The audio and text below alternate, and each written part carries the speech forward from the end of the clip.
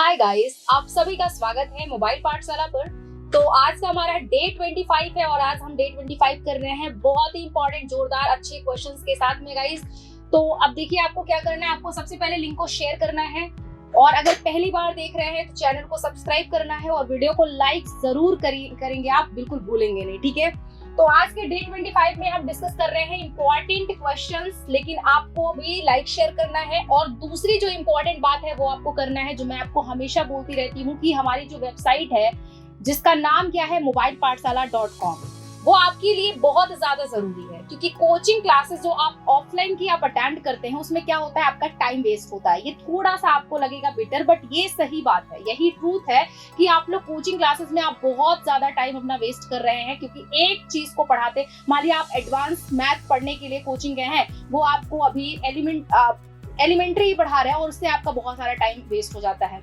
अगर आप पढ़ने गए हैं एडवांस इंग्लिश ग्रामर पढ़ने गए हैं तो आपको नाउन प्रोनाउन में बहुत सारा टाइम लग जाता है। तो मतलब अगर आपको कंप्लीट कोर्स चाहिए और आप सही तरीके से पढ़ना चाहते हैं, अपने तरीके से पढ़ना चाहते हैं, मोस्ट इंपॉर्टेंट अपने तरीके से पढ़ना चाहते हैं, तो आपके लिए जो हमारी वेबसाइट है जिसका नाम है mobilepathshala.com, वो आपके लिए बहुत ज्यादा हेल्पफुल रहेगी। तो आपको क्या करना है, आपको जाना है वेबसाइट पे जिसका नाम mobilepathshala.com है, सर्च करेंगे, वेबसाइट मिल जाएगी, कोर्सेज को एक्सेस करना है, अपनी तैयारी स्टार्ट करनी है, ठीक है। और आप मोबाइल पाठशाला का एप्लीकेशन जरूर डाउनलोड करेंगे, बिल्कुल भूलेंगे नहीं, ठीक है। अब आ जाते हैं हम क्वेश्चंस पे गाइस। हमारा पहला क्वेश्चन है जिसमें आपको एरर फाइंड आउट करना है। पहला क्वेश्चन कहता है इन spite of the doctor's stern warning. Stern का मतलब होता है हार्श वार्निंग के बावजूद भी, के बावजूद, इन स्पाइट ऑफ को बोलते हैं के बावजूद, इसका एक सिनोनिम होता है डेस्पाइट, ठीक है, डेस्पाइट। तो आप या तो इन स्पाइट बोलिए या तो डेस्पाइट बोलिए, दोनों हो सकता है। डेस्पाइट के साथ ऑफ नहीं आता है, इन स्पाइट के साथ ऑफ आता है, ठीक है। So in spite of the doctor's stern warning, doctor के स्टर्न वार्निंग के बावजूद भी, डॉक्टर्स के ना, तो यहाँ एपोस्ट्रोफी का यूज किया गया है। लतिका कंटिन्यूड टेकिंग सुगर्स इन हर मिल्क। बता दो क्या सुगर आपका काउंटेबल है? सुगर आपका अनकाउंटेबल होता है और अनकाउंटेबल नाउन्स को कभी भी हम प्लूरल फॉर्म में नहीं यूज करते, उसको हमेशा हम सिंगुलर फॉर्म में यूज करते हैं। जैसे मशीनरी हो गया, कुछ ऐसे नाउन्स हैं जो अनकाउंटेबल होते हैं, उनके साथ हम एस नहीं यूज करते, यानी उनका प्लूरल फॉर्म नहीं यूज करते हैं और उनके साथ में हमारा हमेशा सिंगुलर वर्ब आता है। For example machinery, scenery, luggage, baggage, mischief, है ना, ये हमारे क्या होते हैं, हमारे सिंगुलर नाउन होते हैं, ठीक है। अब खास बात क्या है, इनको सिंगुलर फॉर्म में और सिंगुलर वर्ब के साथ हम यूज करते हैं। तो सुगर्स यहाँ नहीं होना चाहिए, क्या होना चाहिए, सुगर होना चाहिए, यानी कि हमारा ऑप्शन नंबर 3 यहाँ पर क्या हो जाता है, एरर है, ठीक है। एकदम बात समझ में आ गई। नेक्स्ट क्वेश्चन पे आ जाते हैं। नेक्स्ट क्वेश्चन कह रहा है कि myself and Roshni will take care of the event on Sunday. Myself यहाँ पर क्या है, रिफ्लेक्सिव प्रोनाउन है। माई सेल्फ रिफ्लेक्सिव प्रोनाउन है। रिफ्लेक्सिव प्रोनाउन क्या होता है, जहां पर हमारा सब्जेक्ट और ऑब्जेक्ट हमारे सेम होते हैं, सब्जेक्ट और ऑब्जेक्ट सेम होते हैं, वहां हमारा प्रोनाउन क्या होता है, रिफ्लेक्सिव होता है। जैसे मैं बोलूं कि सब्जेक्ट जो भी एक्शन करता है उसका पूरा प्रभाव ऑब्जेक्ट पर ही पड़ता है, तो उसी को हम क्या बोलते हैं, रिफ्लेक्सिव प्रोनाउन बोलते हैं। एकदम अच्छी बात है, समझ में आता होगा। जैसे कि she slapped herself, उसने खुद को मार लिया। she hurts herself, उसने अपने आप को हर्ट कर लिया। तो जहां पर सब्जेक्ट हमारा और ऑब्जेक्ट हमारा सेम होता है उसी को हम क्या बोलते हैं, रिफ्लेक्सिव प्रोनाउन बोलते हैं। पहला कॉन्सेप्ट ये रहा। दूसरा ये रहा कि रिफ्लेक्सिव प्रोनाउन से कभी भी हम सेंटेंस की शुरुआत नहीं करते हैं। जो लोग ये बोलते हैं my self Akash, my self Seema, my self Rakesh, गलत बोलते हैं। कभी भी माई सेल्फ से हम सेंटेंस की शुरुआत नहीं करते, यानी कि हमारा पहला यहाँ पर पोर्शन क्या हो जाता है, एरर हो जाता है। नेक्स्ट आ जाते हैं गाइस। नेक्स्ट क्वेश्चन में आपको फिल करना है, ठीक है, फिलर का क्वेश्चन है और 3rd नंबर का क्वेश्चन है। आंसर आप सभी करेंगे, मुझे बताएंगे कि the dash the rain stopped, the rain stopped, the concert had to be suspended. Dash the rain stop, the concert had to be suspended। अब यहाँ पर क्या यूज करेंगे हम, until करेंगे, unless करेंगे, till करेंगे, while करेंगे।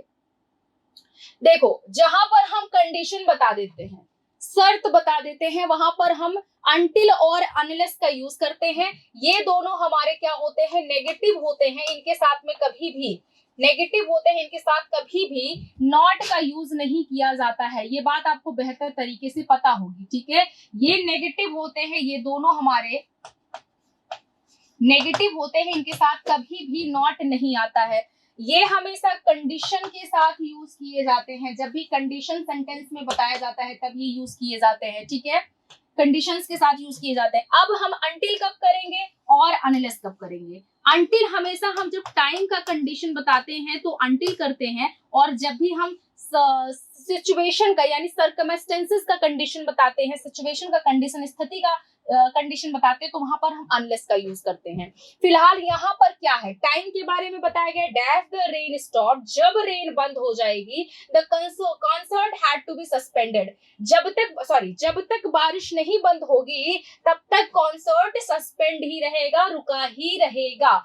जब तक बारिश नहीं बंद हो जाती concert had to be suspended, concert हमें सस्पेंड रहेगा, ठीक है।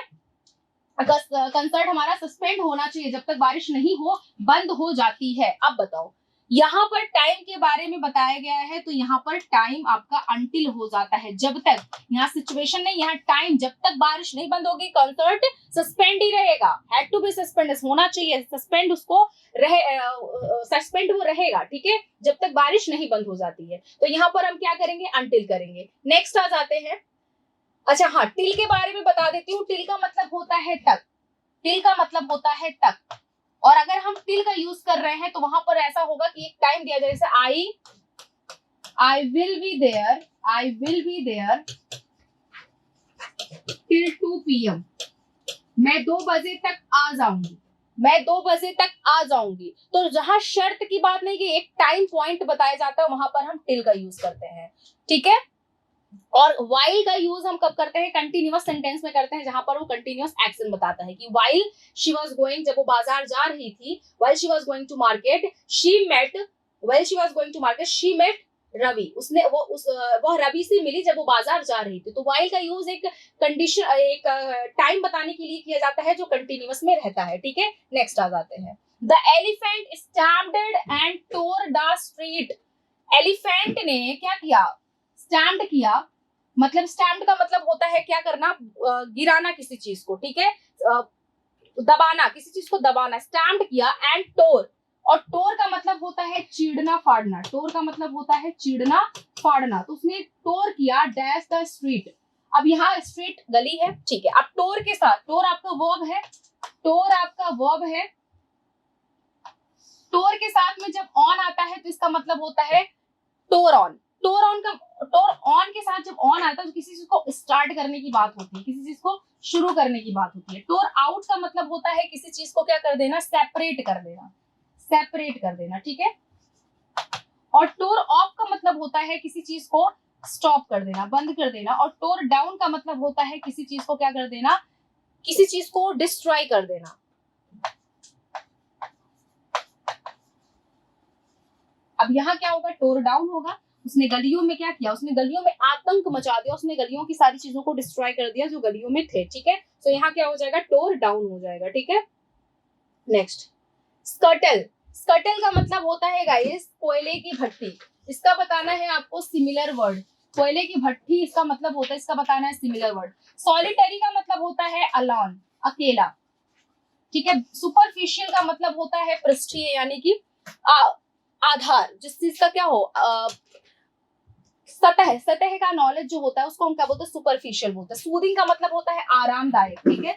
और ब्राजीलियर का मतलब होता है कोयले की भट्टी। तो यहाँ पर आपका सिनोनिम क्या हो जाएगा, स्कटल का ब्राजीलियर हो जाएगा। ब्राजीलियर किसको बोलते हैं, कोयले की भट्टी को हम ब्राजीलियर बोलते हैं, ठीक है। नेक्स्ट आ जाते हैं, लोक्वासियस का मतलब होता है बात करने वाला, बहुत ज्यादा जो बातूनी होता है उसको लोक्वासियस बोलते हैं। तो यहाँ पर टॉकेटिव आपका क्या हो जाएगा, सिनोनिम हो जाएगा।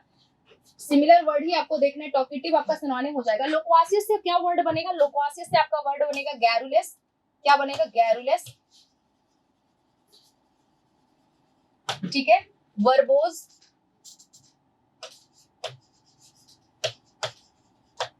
और फिर टॉकेटिव, ठीक है। फुलिशनेस का मतलब होता है मूर्ख, ग्रेसफुल का मतलब होता है, ग्रेसफुल बहुत ज्यादा क्या होना, ग्रेसफुल होना, यानी कि बहुत ज्यादा सुंदर होना। एंटरटेनर का मतलब होता है मनोरंजन, ठीक है, मनोरंजक। एंटरटेनर का मतलब क्या होगा, मनोरंजक, यानी कि जो बहुत ज्यादा दूसरों को मनोरंजित कर दे, दूसरों को एंटरटेन कर दे, खुश कर दे, उसको हम क्या बोलते हैं, एंटरटेनर बोलते हैं। नेक्स्ट आ जाते हैं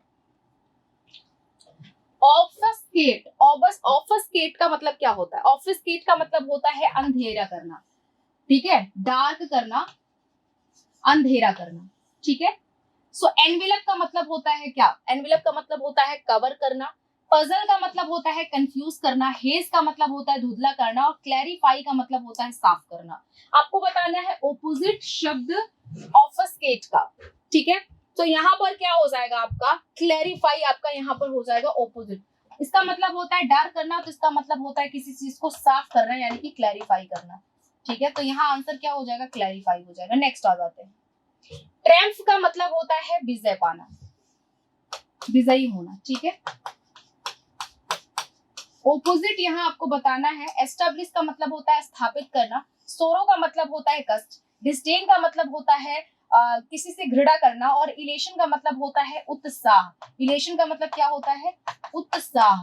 तो यहाँ आंसर क्या बनेगा आपका, विजयी का आंसर क्या हो जाएगा, विजयी का आंसर हो जाएगा सौरो। तो यहाँ पर आपका ओपोजिट वर्ड क्या होता है, ट्रैम्फ का सौरो हो जाएगा, ठीक है। नेक्स्ट आ जाते हैं ईडियम है गाइस, आपका ईडियम आ चुका है, और ईडियम हम देखेंगे इस ईडियम का मतलब क्या होगा, ठीक है। देखो चिकन हार्टेड, चिकन आप जानते हो, छोटे छोटे हम चूजों को बोलते हैं, जो मुर्गी के बच्चे होते हैं, चिकन उनको बोलते हैं। वो क्या होता है, उनको जैसे हाथ लगाते हो वो डर जाते हैं। तो चिकन हार्टेड का मतलब होता है वो व्यक्ति जो बहुत ज्यादा क्या हो, डरपोक हो, उसको हम बोलते हैं चिकन हार्टेड बोलते हैं। यहाँ पर कोवर्ड, शॉर्ट टेम्पर्ड, कंपोस्ट और बोल्ड। बोल्ड तो होगा नहीं, कंपोस्ट का मतलब होता है शांत, शॉर्ट टेम्पर्ड का मतलब होता है बहुत ही वायलेंट इंसान, जिसको बहुत ज्यादा जल्दी गुस्सा आ जाता हो। कोवर्ड का मतलब क्या होता है, कायर। तो यहाँ पर आंसर क्या हो जाएगा, चिकन हार्टेड का कोवर्ड हो जाएगा। नेक्स्ट आ जाते हैं रेड लेटर डे का मतलब होता है बहुत ही महत्वपूर्ण दिन है। रेड का मतलब होता है, रेड क्या है, जैसे कहीं दिखता है वो ट्रैक्ट हो जाते हो, तो रेड का मतलब होता है ट्रैक होना, और लेटर डे, तो रेड लेटर डे का मतलब होता है बहुत ही सिग्निफिकेंट या बहुत ज्यादा महत्वपूर्ण दिन, ठीक है। तो स्टार्टिंग डे नहीं होगा, हॉलीडे तो मतलब छुट्टी, सिग्निफिकेंट डे यहाँ पर आपका क्या हो जाता है, आंसर हो जाता है, ठीक है। आ जाते हैं नेक्स्ट पे। अब आपको क्या है, इस ब्रैकेट को इंप्रूव करना है। ही जम्प्ड ऑफ द ट्रेन, उसने ट्रेन से, वह ट्रेन से कूद गया जब इट हैड बीन रनिंग, जब वो जा रही थी। अब यहाँ देखो जम्प्ड ऑफ है ना, जम्प्ड ऑफ, वह ट्रेन से कूदा, कब कूदा, कब कूदा, आप पूछोगे कब कूदा, मैं बोलूंगी जब ट्रेन जा रहा था। क्यों, इससे बढ़कर है कोई सेंटेंस नहीं, वह ट्रेन से तब कूदा जब ट्रेन जा रही थी। अब यहाँ पर क्या होना चाहिए, हैड बीन होना चाहिए। हैड बीन कब यूज करते हो, प्रेजेंट परफेक्ट कंटिन्यूअस में यूज करते हो, जहां टाइम दिया रहता है परफेक्ट का और एक्शन हमारा अभी भी कंटिन्यूअस होता है, वहां हम ये यूज करते हैं, ठीक है। तो यहाँ तो ऐसा कुछ भी नहीं है, यानी कि हम क्या यूज करेंगे यहाँ पर, यहाँ हम यूज करेंगे पास्ट कंटिन्यूअस यूज करेंगे। आंसर क्या हो जाएगा, वॉज रनिंग आपका यहाँ पर आंसर बन जाता है, ठीक है। He jumped off the train while it had been running, जब वो जा रही थी ट्रेन, तब वो वहां से ट्रेन से कूद गया, ठीक है। Next, I didn't see him since we met 2 years ago, मैंने उसको 2 साल से नहीं देखा, जब हम मिले थे। एगो, एगो का यूज हमेशा पास्ट इंडेफिनिट में, तो यहाँ का सेंटेंस तो पास्ट इंडेफिनिट में है, कोई दिक्कत की बात नहीं है। जब से हम 2 वर्ष पहले से हम मिले, यानी 2 वर्ष हो गए, हम अभी तक उसको मैंने देखा नहीं है, ठीक है।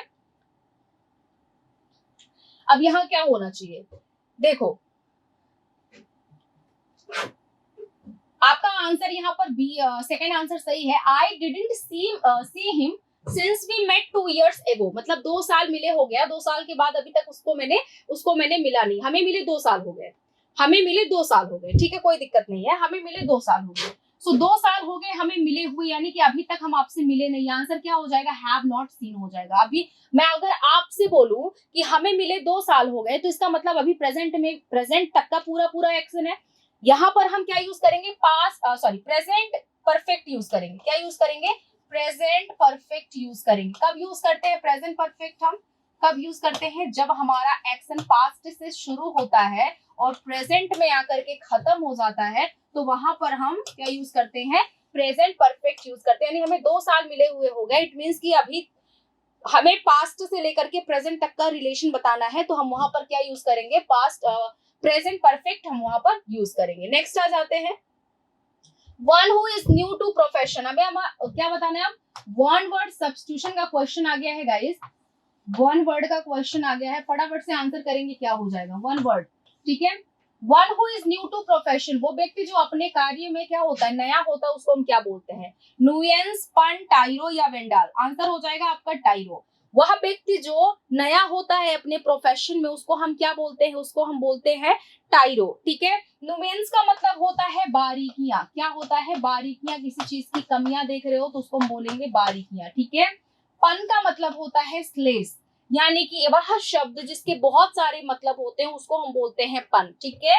और टाइरो, टाइरो आपका आंसर बन जाता है वेंडाल। वेंडल का मतलब क्या होता है गाइस, वेंडाल का मतलब होता है बहुत ही सैवेज व्यक्ति, यानी वह व्यक्ति जो बहुत ज्यादा क्या है, बहुत ज्यादा सब असभ्य है, उसको हम क्या बोलते हैं, वेंडाल बोलते हैं। सैवेज, बार्बरस, अनसिविलाइज्ड, इसका क्या बन जाता है, इसका बन जाता है सिनोनिम, ठीक है। नेक्स्ट आ जाते हैं, अब कह रहा है अ स्पीच और a presentation made without previous preparation. वह स्पीच, वो प्रेजेंटेशन जो बिना प्रेपरेशन के बनाई जाती है, बोली जाती है, उसको हम क्या बोलते हैं। यूफेमिज्म का मतलब होता है प्रशंसा करना किसी की, यूफेमिज्म का मतलब होता है प्रशंसा करना। ऑबिच्यूरी का मतलब होता है गाइस शोक पत्र देना, ऑबिच्यूरी का मतलब होता है शोक पत्र। एक्सटेम्पर का मतलब होता है कि बिना प्रेपरेशन के या बिना पहली तैयारी के जब आप कोई चीज बोलते हैं तो उसको हम बोलते हैं एक्सटेम्पर, ठीक है।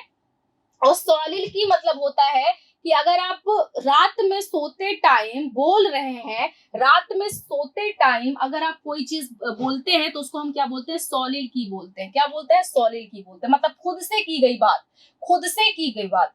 एक चीज यहाँ ध्यान से देखेंगे स्पेशली, वो आपका अलग होता है, सोमना बुलिज्म बोलते हैं उसको, लेकिन इसको हम बोलते हैं जब हम खुद से बात करते हैं। सॉलिल की मतलब होता है जब हम खुद से बात करते हैं उसको बोलते हैं क्या, सॉलिल की।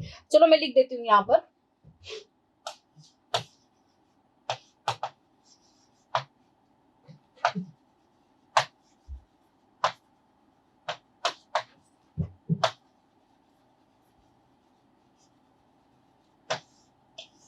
उसको बोलते हैं हम सॉलिड की बोलते हैं। टेक्स्ट आ जाते हैं, find the incorrectly spelled word. आपको बताना है कि कौन सा वर्ड यहाँ पर इनकरेक्ट है, ठीक है। मिलियनर दिया है, ओमिशन दिया है, फॉरेन दिया है और प्रॉपर्टरी दिया है। क्या होगा, मिलियनर का मतलब होता है करोड़पति, ओमिशन का मतलब होता है कोई अपवाद या कोई गलती, और फॉरेन का मतलब होता है विदेश। प्रॉपर्टरी यहाँ पर गलत है, प्रॉपर्टरी की स्पेलिंग क्या होगी, PRO,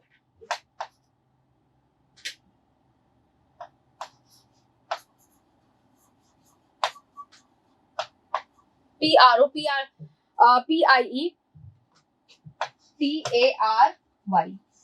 ठीक है। यहाँ पर इसका मतलब होता है संपत्ति, क्या होता है, संपत्ति होता है, ठीक है। नेक्स्ट आ जाते हैं, इसमें भी इनकरेक्टली वर्ड बताना है, एक्विटेंस, अपीजमेंट, एबनॉर्मेलिटी, एसेंचुएट। क्या होगा, एक्विटेंस, एक्विटेंस का मतलब होता है जान पहचान, यहाँ पर ये इनकरेक्ट है गाइस, ठीक है। ये यहाँ पर आपका इनकरेक्ट है, देखो एक्विटेंस की स्पेलिंग होगी ACQUAINTANCE होता है। आप ध्यान से देखोगे ये जो ई है इसको ए बनाना है आपको, ठीक है। अपीजमेंट, अपीजमेंट का मतलब क्या होता है गाइस, किसी से अपीजमेंट, किसी पर बहुत ज्यादा फोर्सफुल, किसी चीज पर बल देना, किसी चीज पर बल देना, यानी कि मैं बोलूं किसी चीज को एम्फसाइज करना, ठीक है, एम्फसाइज करना, ठीक है। एबनॉर्मेलिटी का मतलब होता है असामान्य, और एसेंचुएट, एसेंचुएट, एसेंचुएट का मतलब क्या होगा, एसेंचुएट का मतलब होता है गाइस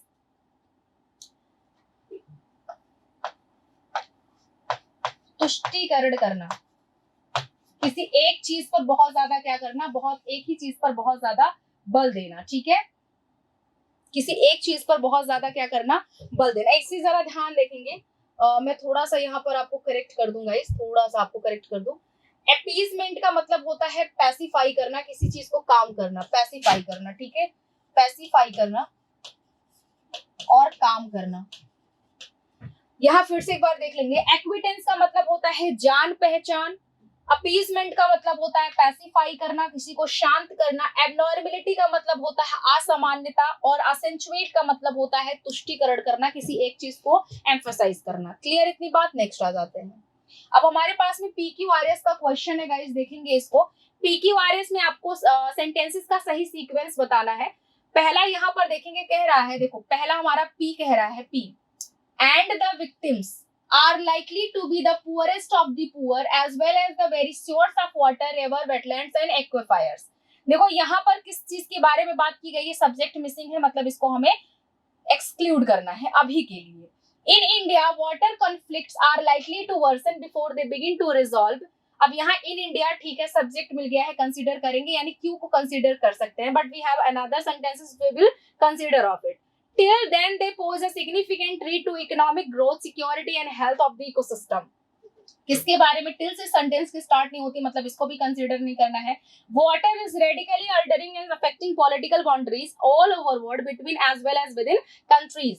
तो यहाँ पर एस से स्टार्ट कर सकते हैं, क्योंकि ये सेंटेंस को क्या कर रहे हैं, ये पहला सेंटेंस का सब्जेक्ट है जो ये बता रहा है कि वाटर बहुत जल्दी अल्टरिंग मतलब चेंज हो रहा है, अफेक्ट प्रभाव डाल रहा है पॉलिटिकल बाउंड्रीज पर, जो पॉलिटिकल बाउंड्रीज हैं ऑल ओवर सारे विश्व की, between as well as within country, मतलब अपने कंट्रीज में, अपने देशों के बीच में और दूसरे देशों में भी क्या कर रहा है हमारा ये वाटर का जो मतलब वाटर का जो फैलाव है, ये बहुत तेजी से क्या कर रहा है, पॉलिटिकल बाउंड्रीज को भी अफेक्ट कर रहा है between the country and with in the country. ठीक है, तो यहाँ पर एस से हम इस सेंटेंस को स्टार्ट कर सकते हैं। अब इससे रिलेट करने वाला दूसरा सेंटेंस देख लेते हैं हम।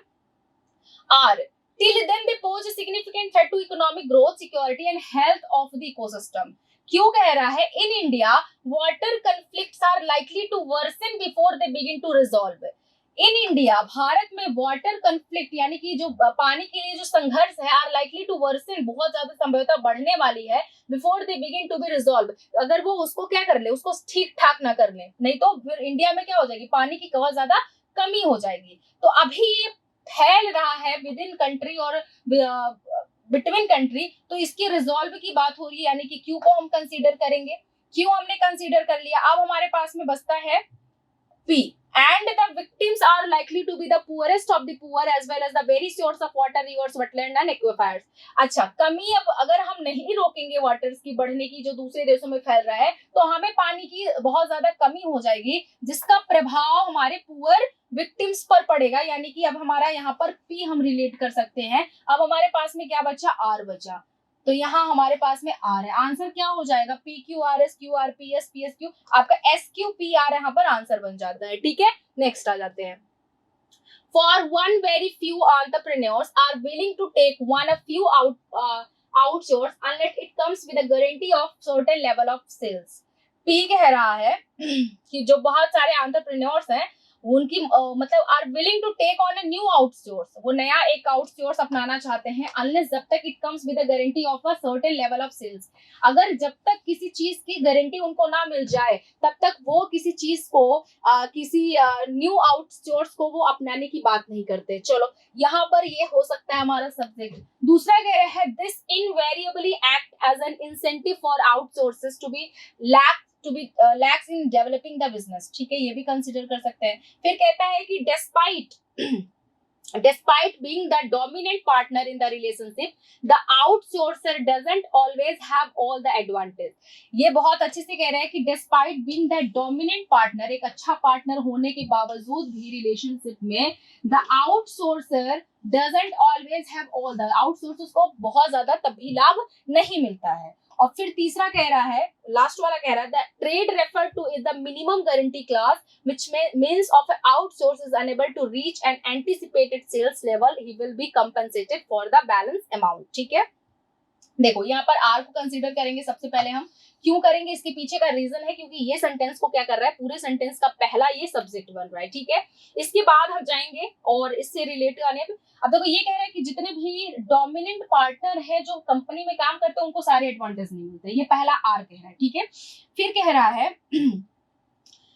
अब देखो अगर मैं इस पे जाऊं, पहले वाले सेंटेंस पे जाऊं, तो ये कहता है for one very new entrepreneur are willing to take on a new outsource unless it comes with a guarantee of a certain level of sales कहता है कि जब तक हमें गारंटी नहीं मिल जाती है तब तक हम न्यू आउट सोर्सेस को अपनाते नहीं है, तो बिल्कुल ये बात है। तो आरपी हम कर लेते हैं, ठीक है। आरपी कहाँ है, पहली चीज तो देख लो, आरपी पीआर है, एसपी है, क्यूएस। आरपी यहाँ तो नहीं है, यहाँ भी नहीं है, यहाँ भी नहीं है, फोर्थ वाले में। आगे इसी को रिलेट करते हैं, एस के साथ में लेते हैं। तो trade refer to as a minimum guarantee clause with means that if outsource is unable to reach an anticipated sales level he will be compensated for the balance amount, ठीक है। तो यहाँ हम एस को करते हैं। एस क्या कह रहा है, एस कह रहा है जो ट्रेड है, जो व्यापार है, वो रेफर करता है द मिनिमम गारंटी क्लॉज, बहुत ही कम गारंटी क्लॉज की बात करता है, विच मीन्स इसका मतलब होता है इफ आउटसोर्स, अगर एक outsource is unable to reach an anticipated sales level, अगर वो जितना हम लोगों ने अनुमान लगाया है उस अनुमान सेल्स लेवल तक नहीं पहुंच जाते, ही विल बी कंपनसेटेड, उनको उसकी क्षतिपूर्ति करनी पड़ेगी फॉर द बैलेंस अमाउंट, उस बैलेंस अमाउंट की। तो यहाँ पर वो गारंटी की बात कर रहे हैं, यहाँ उसकी क्षतिपूर्ति की बात कर रहे हैं। तो आर एस को हमने कंसीडर कर लिया। अब हमारे पास में एक बचता है जो है क्यू, तो आर पी क्यू एस हमारा यहाँ पर आंसर बन जाएगा। फिर ये लास्ट में कंक्लूड करता है, this invariably act as incentive for outsource to be relax in developing the business, ठीक है। समझ में आ रहा है, दिस इनवेरिएबली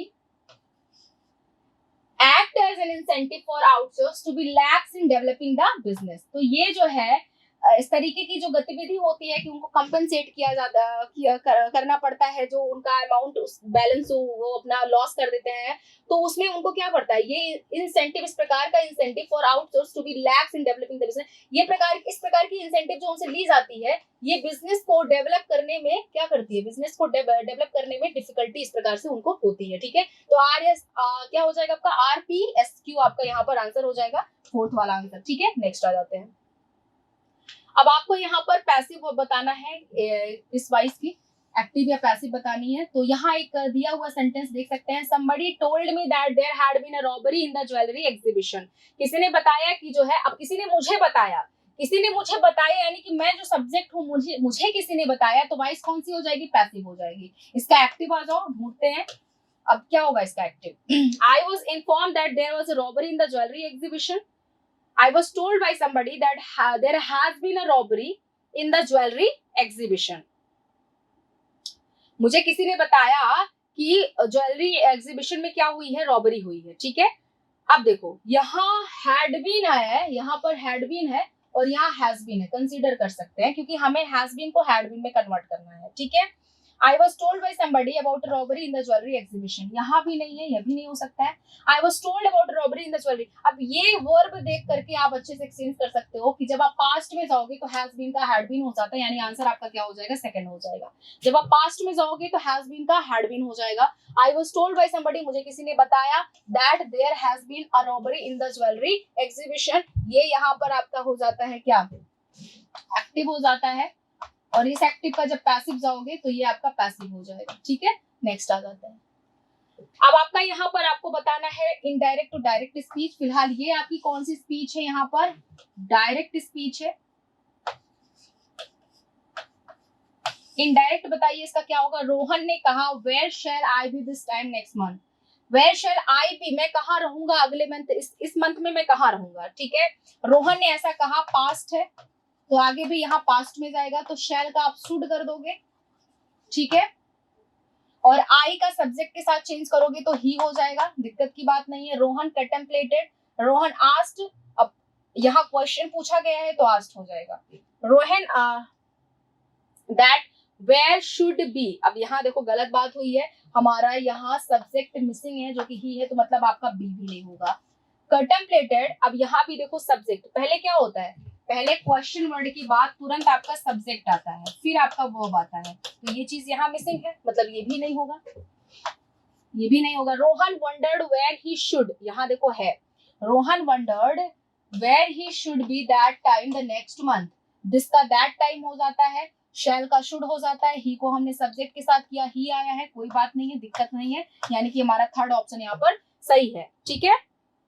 अब सैल है ना, हाँ एक चीज और ध्यान से देखेंगे, देखो नेक्स्ट मंथ को हम चेंज करते हैं फॉलोइंग मंथ में, नेक्स्ट मंथ को चेंज करते हैं फॉलोइंग मंथ में। आंसर आपका डी सही होगा, बिल्कुल नहीं ई हो, थर्ड ऑप्शन नहीं है आपका, डी ऑप्शन यहाँ पर करेक्ट है। क्यों करेक्ट है उसके पीछे का रीजन बताते हैं। देखो ये जब सेल का सुड बनाते हो, जब भी सेल का सुड बनाते हो, ये एक दे देता है, एक आ जाता है कंपल्सन के सेंस में आ जाता है। कंपल्सन के सेंस में हम सेल शुड यूज करते हैं, तो कंपल्सन तो है नहीं यहाँ पर, यानी हम उड बताएंगे। यहाँ पर उड हमारा यहाँ पर आंसर हो जाएगा, यानी कि हमारा फोर्थ ऑप्शन यहाँ पर से हो जाएगा। कंपल्सन नहीं है कि हमें जाना चाहिए या नेक्स्ट मंथ हमें यहाँ होना चाहिए, आप होंगे। आप Rohan wondered where he would be that time the following month, आने वाले फॉलोइंग मंथ्स में वो कहां पर रहेगा, ठीक है, वो कहां पर रहेगा। तो यहाँ उड होगा, यहाँ कंपल्सन का सेंस नहीं आ रहा है, इस वजह से हम शुड का यूज यहाँ पर नहीं करेंगे और नेक्स्ट मंथ का फॉलोइंग मंथ में हो जाता है, ठीक है। जैसे कि अगर आपका टुमारो हुआ फॉलोइंग डे हो जाएगा,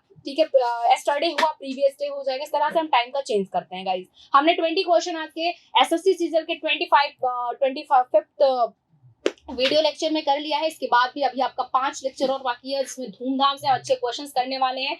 तो जो मैंने प्रीवियस में आपको बताया टाइम में कि आपको क्या क्या फॉलो करना है, क्या क्या चीजें आपको करनी है, आपको वेबसाइट पे कोर्सेज को जाना है, एक्सेस करना है, अपनी तैयारी स्टार्ट करनी है, इन सारी बातों को ध्यान में रखते हुए हम यहाँ पर आपकी क्लास ले रहे हैं। ऐसी ही आपकी सेम इससे अच्छी क्लास, यानी कि अगर मैं बोलूँ आप ये क्लास देख रहे हैं तो वहां भी आपको बहुत कुछ स्पेशल मिलने वाला है। तो बिल्कुल आप वेट ना करिए, कोर्सेज को एक्सेस करिए और पढ़ाई स्टार्ट करिए। Thank you so much guys. Bye bye and take care.